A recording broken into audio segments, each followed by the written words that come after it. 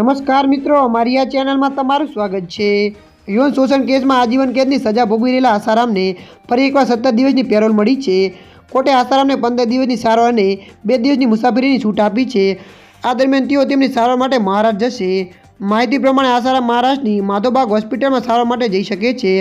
હાલમાં તેમની સારવાર જોધપુરની આરોગ્ય હોસ્પિટલમાં ચાલી રહી છે। નોંધનીય છે કે આસારામની હાલમાં જોધપુરની એક ખાનગી આયુર્વેદિક હોસ્પિટલમાં સારવાર ચાલી રહી છે। તે ગત 10 નવેમ્બરે 30 દિવસ માટે પેરોલ પર બહાર આવ્યા હતા। તેમણે કોર્ટમાં સારવાર માટે પેરોલની માગણી કરી હતી। આ પેરોલનો સમય મંગળવારે પૂરો થઈ રહ્યો હતો। પેરોલની મુદત પૂરી થાય તે પહેલાં જ આસારામને પુણેની માધોબાગ હોસ્પિટલમાં સારવાર માટે કોર્ટની પરવાનગી માગી હતી।